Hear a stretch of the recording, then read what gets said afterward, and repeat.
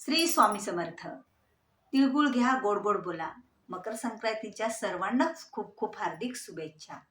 मकर संक्रांती, सूर्य ज्या वेळेला मकर राशीत प्रवेश करतो त्यावेळेला मकर संक्रांतीचा सण आलेला असतो. सूर्य हा 12ही महिने वेगवेगळ्या 12 राशीमध्ये प्रवेश करतो, पण ज्या वेळेला सूर्य हा मकर राशीत प्रवेश करतो त्यावेळेला मकर संक्रांती हा सण येतो. मकर संक्रांती हा सण वर्षातला पहिला सण. जानेवारी महिन्यात 13, 14, 15 किंवा 15, 14, 15, 16 अशा या 3 तारखेलाच हा सण आलेला असतो आणि 3 दिवसाचा हा सण म्हणजे भोगी, संक्रांत आणि किंक्रात असा हा 3 दिवसाचा सण. किंक्रात म्हणजे कर भोगीच्या दुसऱ्या दिवशी येणारी आणि 3ही दिवस आपण आनंदात उत्साहात हा सण साजरा करत असतो. 3ही दिवस जप, ध्यान, पूजा, दान, स्नान ह्या सर्व गोष्टी करण्याला अधिक असं महत्त्व प्राप्त झालेलं आहे. म्हणून तर संक्रांतीच्या सणाला आपण दान आणि वाण हे करत असतो, पण तेवढंच महत्त्व आहे स्नानाला सुद्धा. मग मकर संक्रांतीच्या सणामध्ये आपल्याला महिलांनो, आपला हा सुवासनेचा सण, सौभाग्याचा सण आणि या सणामध्ये आपल्याला आवर्जून काही चुका टाळायच्या आहेत आणि हे नियम पाळायचे आहेत. तर बघा, ज्या वेळेला भोगी येते तर भोगीच्या दिवशी परंपरेनुसार गाव बदललं, जिल्हा बदलला, राज्य बदललं तर नियम म्हणजे परंपरा सुद्धा बदलल्या जातात. मग परंपरेनुसार आपण आपल्या गावाकडे भोगीच्या दिवशी कुठे 12 मिसळीची भाजी असते, तर बाजरीच्या भाकरी असतात. तर वेगवेगळ्या प्रकारे हा सण साजरा केला जातो. पण हा सण साजरा करताना महिलांनो, विशेष महत्त्वाची गोष्ट म्हणजे या 3ही दिवसाच्या सणामध्ये आपल्याला चुकूनही शिळं अन्न सेवन करायचं नाहीये. ही एक चूक आपल्याला आवर्जून टाळायचं आहे आणि आवर्जून नियमाने ह्या 3ही दिवशी आपल्याला तिळाचा जेवणामध्ये वापर करायचा आहे. ही एक महत्त्वाची गोष्ट आपल्या घरातील सर्वांनीच. आणि दुसरी गोष्ट, सूर्योदयाच्या पूर्वी म्हणजे सूर्य उगवण्याच्या अगोदरच आपल्या घरातील सर्वांचे स्नान झालं पाहिजे.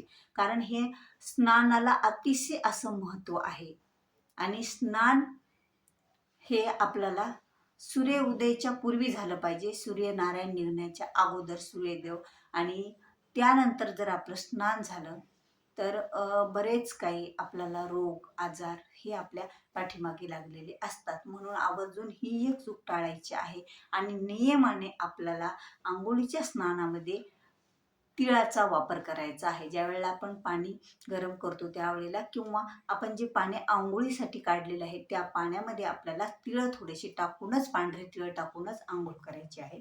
कारण तिळाला असं विशिष्ट असं महत्त्व या संक्रांतीच्या सणाला आहे. आणि आवर्जून हे 3ही दिवस आपल्याला कुणाशी भांडण करायचं नाही आणि किंक्रातीचा सण जो कर असतो त्या दिवशी तर चुकूनही कुणाला अपशब्द बोलू नका, कुणाशीही भांडू नका आणि आपल्याकडून नाही कुणाशी चांगलं बोलणं झालं जर तुम्हाला वाटत असेल तर तुम्ही त्याला वाईटही बोलू नका. कारण ह्या ज्या गोष्टी असतात, खूप छोट्या गोष्टी असतात, पण याचे खूप मोठे आपल्या जीवनावर, आपल्या आयुष्यावर त्याचा परिणाम पडत असतो. आणि एक गोष्ट म्हणजे ज्या वेळेला या 3 दिवसात आपल्या दारामध्ये, आपल्या घरामध्ये आपल्याला कुणीतरी आपल्याकडून काही मागितलं दान, तर आपण ते दान केलं पाहिजे. कारण दानाला एक विशेष महत्त्व आहे.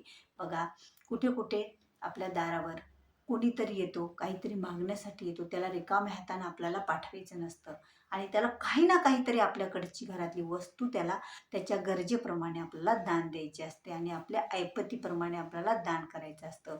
मग ज्यावेळेला आपण दान, स्नान ह्या गोष्टी करतो तेवढंच महत्त्व आहे आपण जप, तप सुद्धा करण्याला आणि सूर्यनारायणाची पूजा करण्याला विशेष असं महत्त्व आहे. म्हणून 3ही दिवस आपल्याला सूर्योदयाच्या वेळेला सूर्याला अर्घ्य द्यायचं आहे. आता सूर्याला अर्घ्य देण्याची वेळ सुद्धा बघा, त्यावेळेला सूर्योदय होतो. आता सूर्योदयाची वेळ दररोज वेगळी असते. 5 आणि 10 मिनिटाच्या फरकाने हा सूर्योदय सकाळी होत असतो.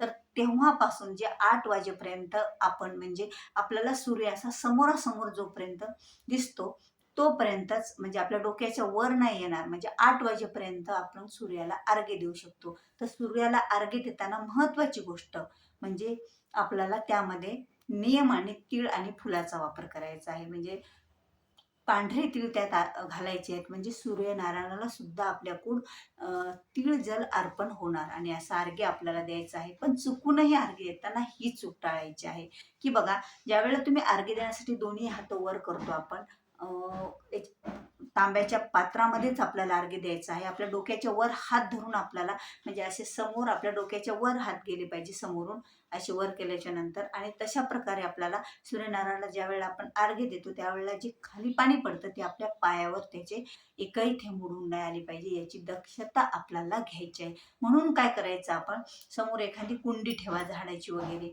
आणि ज्यावेळेला तुम्ही अर्घ्य देता त्यावेळेला ते सरळ पाणी त्या कुंडीत पडेल आणि मग तुमच्या पायावर सुद्धा येणार नाही आणि जमिनीवर कुठं वेगळ्या पाण्यात पण ते मिक्स होणार नाही, याची सुद्धा आपल्याला आवर्जून काळजी घ्यायची आहे. आणि 3 दिवस नियमाने आपल्याला सूर्यनारायणाची पूजाही करायची आहे आणि सूर्यनारायणाला अर्घ्य द्यायचं आहे. ओम सूर्याय नमः किंवा गायत्री मंत्र तुम्ही हातात ज्यावेळेला तांब्यात पाणी घेता त्यावेळेला गायत्री मंत्र म्हणा.